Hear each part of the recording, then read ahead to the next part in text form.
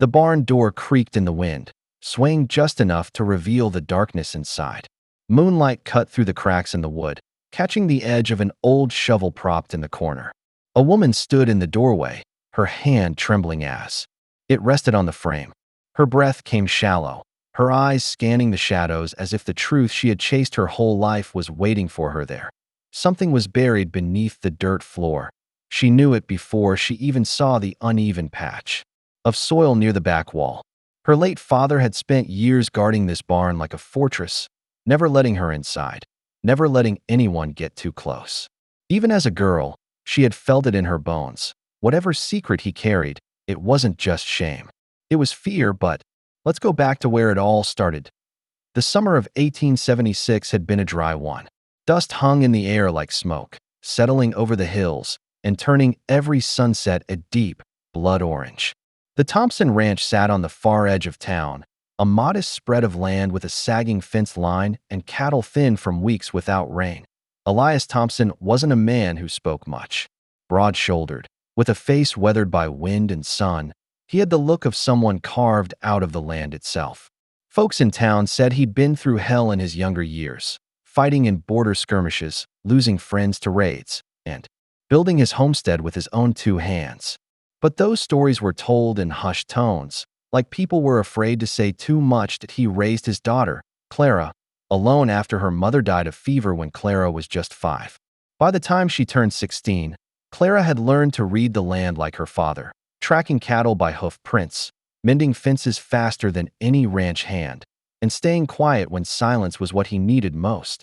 Yet there was always that barn. Elias kept it locked tighter than the bank in town. No cattle were ever stored there. No tools were ever fetched from inside.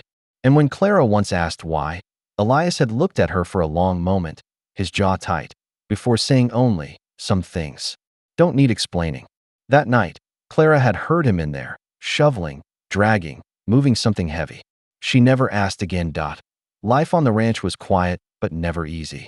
The war between settlers and the Cheyenne flared up again that year. Stories of raids and killings spread through town like wildfire. Men at the saloon whispered about burned homesteads, while others claimed the army was just as cruel as the people they were hunting. Elias stayed out of it all. He brought cattle to market, sold grain when he could, and never said a word about politics or war. Still, there was a heaviness to him, a constant watchfulness in his eyes, as though every rider on the horizon might bring the past crashing down on him. One evening, Clara watched her father from the porch as he stood out by the barn. He didn't go inside, just stared at it for a long while, hands on his hips, before turning away and heading toward the house. "Pa," she asked softly when he stepped inside. That he looked at her, that familiar guardedness in his gaze. "What is it? You ever gonna tell me what's in there?" For a moment, he didn't move. The lamplight flickered across his face, carving deep shadows under his eyes. Finally, he said, "Some secrets don't do nobody any good when they're told." And that was it. He went to bed, leaving Clara staring at the barn through the open window until sleep finally claimed her. 2 weeks later, the rider came. It was just past dawn when Clara spotted him, alone, moving slow across the ridge. She was out by the well, drawing water, when the sun caught on the rifle slung over his shoulder. He wasn't heading toward the ranch. Not exactly. He was circling it.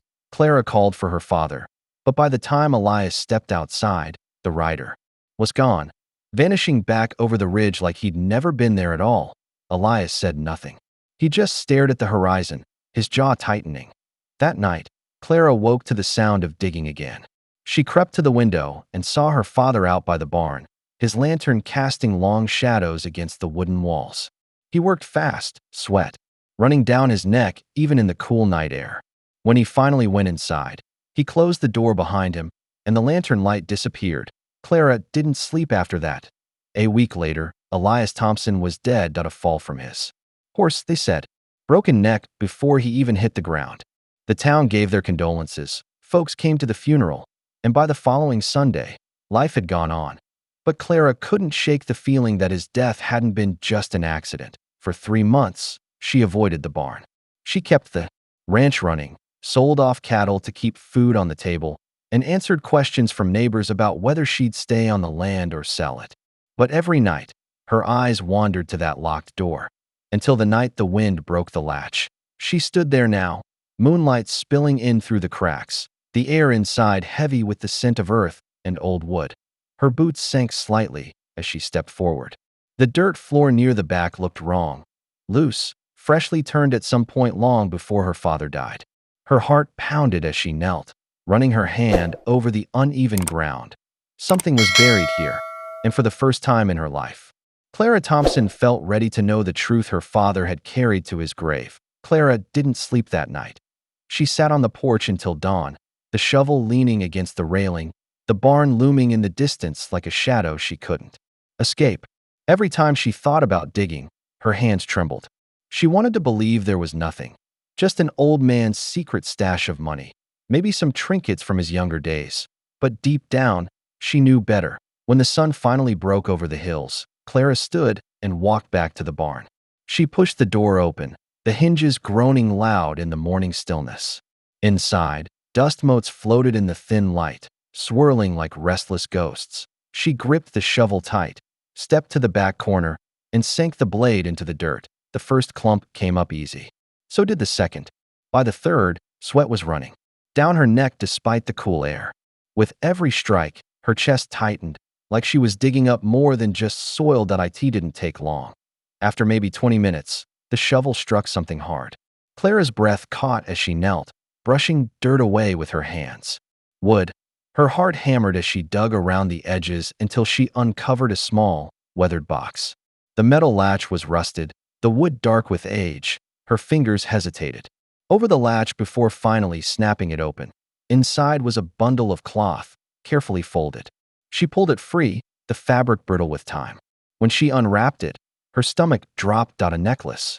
Beads and bone, strung together in a pattern she didn't recognize. Beneath it, a knife. Ornate, hand-carved, the blade still faintly sharp. And under that, a single object that made her hands go cold. A piece of worn leather marked with a painted symbol. A tribal marking. Clara sat back hard on her heels, her breath shaking. By the time she reached town that afternoon, she still hadn't decided what to do. The saloon was already filling with men from the outlying ranches, faces hardened by years of land disputes and fights with tribes. Talk of the next attack was always on their lips. She spotted Hank Miller, one of her father's oldest neighbors, nursing a beer at a corner table. "You're a sight, Clara," he said, tipping his hat. "You holding up?" "I'm fine." She hesitated, her fingers tightening around the necklace she'd wrapped back up and tucked into her coat pocket. "Hank, you ever hear my pa talk about the Cheyenne?" Hank's brows furrowed. "What do you mean?" "Anything. Ever." Hank leaned back, his eyes narrowing. Elias stayed out of trouble. Never said a word about Indians, good or bad. "Why you a skin?" Clara didn't answer. She just shook her head and left. The more she thought about it, the heavier the secret felt. The items in that box weren't just keepsakes. They meant something, something her father had hidden so deeply he'd taken it to his grave. That evening, Clara rode out to the edge of the property. The land stretched wide and empty, the prairie grass swaying in the breeze. She stopped at the ridge where she'd first seen the rider weeks before. She wasn't alone. A figure sat on horseback just a few hundred yards away, watching her. Clara froze. The rider didn't move, just sat there, the wind tugging at the feathers. Braided into his dark hair, her pulse quickened. The man didn't raise a weapon. He didn't speak. After a long moment, he turned his horse and rode away, disappearing over the ridge just as before. That night, Clara couldn't shake the feeling that someone was waiting for her to make a choice, she thought. About her father, the way he had guarded that barn, the way he'd refused to talk about what lay inside. Whatever he had done, it hadn't been just a matter of pride. It had been fear, and now that fear was hers. The next day, the preacher came by with his wife to check on her. They were kind enough, offering food, asking if she planned to stay or sell the ranch. "You're young yet," the preacher said gently. "A place like this, it's no life for a girl alone. Maybe the Lord is giving you a sign to move on." Clara forced a polite smile. "This is my home." When they left, she stood at the window, staring at the barn again. It wasn't just about what her father had done anymore. It was about what she would do now. By sundown, Clara had packed the box into her saddlebag. She saddled her horse, her hands trembling as she tightened the cinched strap the town would have. Called her crazy, dangerous, foolish. But when she rode out toward the ridge, she didn't look back.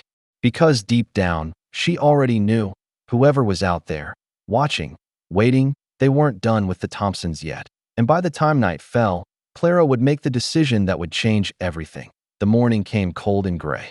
A low mist rolled across the prairie, clinging to the ground like smoke. Clara had barely slept.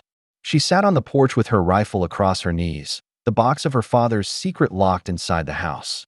All night, she had felt eyes on her. By mid-morning, the first sign came. Hoofprints, fresh ones, cut across the dirt road leading toward her land. They weren't from a ranch hand or a trader passing through. The tracks were too many, too deliberate. Clara's throat went dry. She stepped out to the edge of the property, scanning the hills. At first, there was nothing but silence and the faint rattle of wind through dry grass. Then came the drums, faint at first, like a heartbeat carried on the breeze. Slow, steady, deliberate, Clara gripped the rifle tighter. By noon, riders appeared on the ridge, half a dozen at first, then more. Cheyenne. They didn't rush. They didn't shout. They just sat on their horses, watching her in the stillness. The lead rider stepped forward, a tall man with feathers braided into his hair and paint across his face. His expression was unreadable, neither anger nor kindness, just the quiet weight of someone who had come for a reason. Clara's chest tightened. The man didn't speak. Neither did she. The sound of a wagon broke the silence. Clara turned to see Hank Miller approaching, his rifle propped on the seat beside him. "Clara," he called, his voice sharp. "Get in the house. Now." Behind him, two more riders from town followed, faces grim, rifles already in hand. "You're not safe out here," Hank shouted. "They'll take what they want if you let him." The Cheyenne riders didn't move. Clara felt the tension coil in the air like a snake ready to strike. "What's this about?" Hank growled, stepping down from the wagon. "You folks got no business here. This land ain't yours." The tall rider looked at Hank, then back at Clara. Still silent. "They're here for blood," Hank muttered. "Don't be fooled. Your pa might have stayed out of trouble, but that don't mean they've forgotten what we've done." Clara swallowed hard. "Hank, I think they're here for me." Hank's eyes narrowed. "What are you talking about?" Clara didn't answer.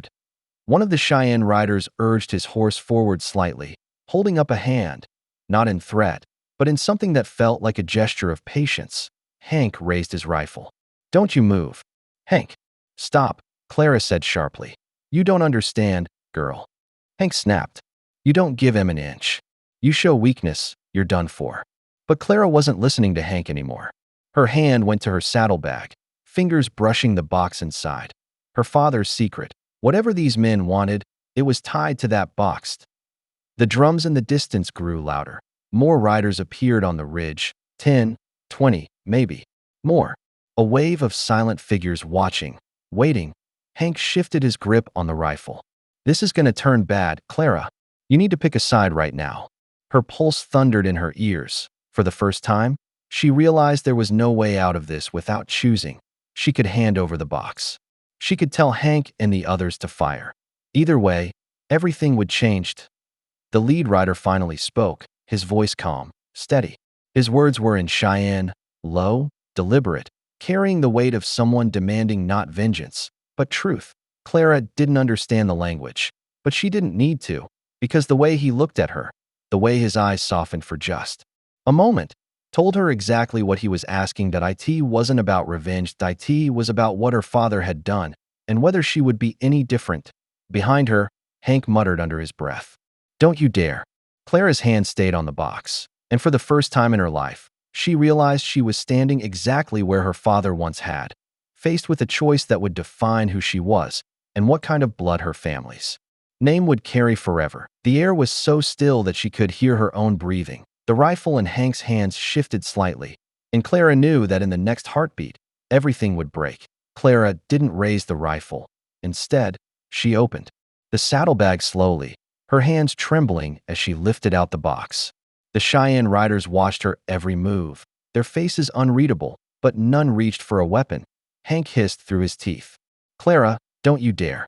She ignored him. The box felt heavier than it had that morning, as if the weight of Her father's silence was finally pressing down on her shoulders. She stepped forward slowly, her boots sinking into the dry earth, and stopped halfway between Hank and the lead rider. The man didn't move. Clara knelt, set the box on the ground, and stepped back. The lead rider dismounted, every motion deliberate. His steps were silent on the dirt as he approached, kneeling opposite her. His hands moved carefully, almost reverently, as he opened the latch, the necklace, the knife, the leather marking. When his fingers brushed the painted leather, his expression changed, not anger, not relief, but something heavier. He looked at Clara, his eyes soft but searching. What is it?" she asked quietly. That he didn't answer in English. But the word he spoke was low, steady, and filled with grief. Hank lowered his rifle just slightly, his voice sharp. "You don't know what you're doing. That's proof, Clara. Proof your pa wasn't the man you thought." Clara turned, her voice breaking. "Maybe he wasn't. But I'm not about to start a war just to keep his sins buried." Hank's jaw tightened. He didn't say another word. The Cheyenne rider spoke again, this time softer, a voice heavy with something that almost sounded like mourning. He gestured to the box, then to Clara, then pressed his hand against his chest. Another rider dismounted, an older woman. Her face was lined, her braids streaked with gray. She approached slowly, her eyes locked on Clara. Clara swallowed hard, unsure what to do. The woman stepped closer until they were only a few feet apart.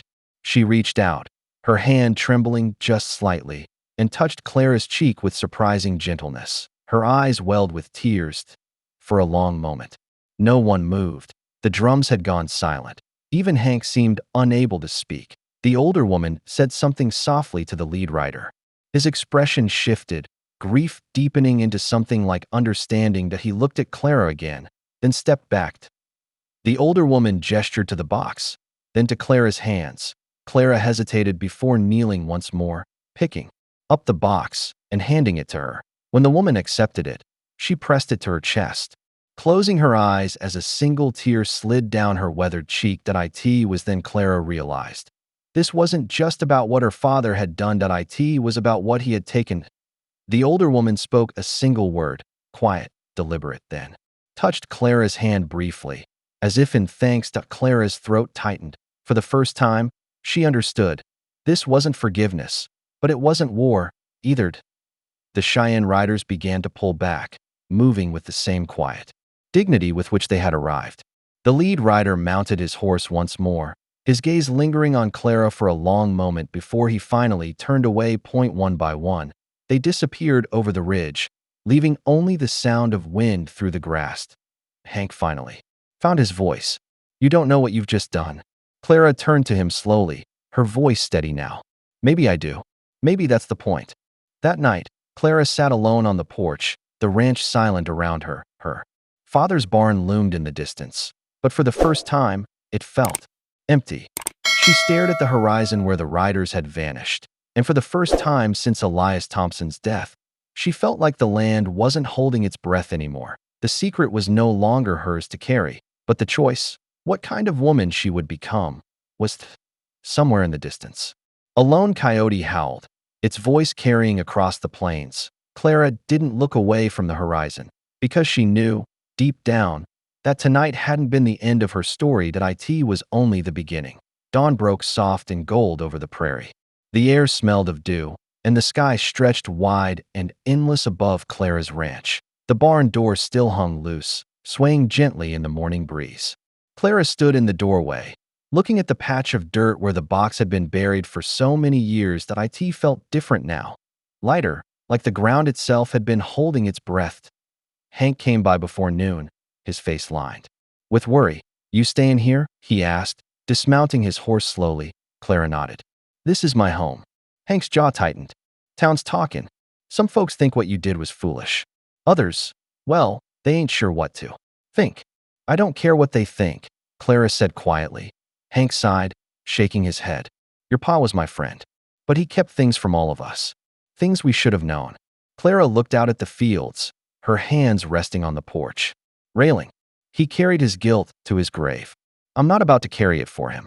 For weeks after, Clara half expected the riders to return, whether in anger or gratitude. She couldn't say, but they never did. life settled into a quiet rhythm again. Clara mended fences, cared for the cattle, and spent evenings on the porch, the horizon burning orange as the sun dipped low. Sometimes she thought of the older woman, of the way her eyes had softened when she took the box, the way her fingers had trembled as she held it close. Clara hoped that, somewhere, that woman had found some small piece of peace. Sometimes she thought of the older woman, of the way her eyes had softened when she took the box, the way her fingers had trembled as she held it close. Clara hoped that, somewhere, that woman had found some small piece of peace. One late autumn afternoon, a young boy rode up to the ranch. He was Cheyenne, no older than 12, with careful English and a shy smile. "You are Clara Thompson?" he asked. She nodded. "I am." The boy reached into his satchel and handed her something wrapped in cloth. When Clara opened it, she found a small carving, a bird in flight, delicate and precise, made of polished bone. The boy only said, "She wanted you to have it." Then he turned his horse and rode away. Years passed. Clara stayed on the ranch, running it with quiet determination. People came and went, some still whispering about her father, some avoiding the topic altogether. But Clara never hid from the truth. Sometimes, when the nights were long and the wind rattled the barn door, she would sit by the fire and think about her father, not as the man she wished he'd been, but as the man he was, flawed, haunted, human. And sometimes, she would look at the carving of the bird on the mantel and think of the choice she had made that day, the choice that had freed her, in a way her father had never freed himself. When Clara grew old, the story of Elias Thompson faded into rumor. Some said he'd once done a terrible thing. Others said his daughter had righted his wrongs. But Clara never cared which version they told, because the truth, the real truth, wasn't buried in that barn anymore. It was alive in every choice she made after. One evening, as the sun dipped low and the prairie turned gold, Clara sat on her porch, her hair silver and her hands calloused from years of work. She held the carving of the bird in her lap, running her thumb along its smooth edges. The wind moved through the tall grass like a whisper. Clara smiled faintly, her gaze on the horizon. She didn't know if the woman who had once touched her cheek still lived, but she liked to believe that somewhere, the two of them, bound by grief, by history, by choice, had both finally found peace. And when Clara Thompson was laid to rest many years later, that small carving was placed in her hands. No one in town knew what it meant. But far out on the ridge, a lone rider sat on horseback, watching in silence before turning away into the setting sun. The secret that had once been buried was gone forever, but the legacy of kindness and of choosing a different path remained.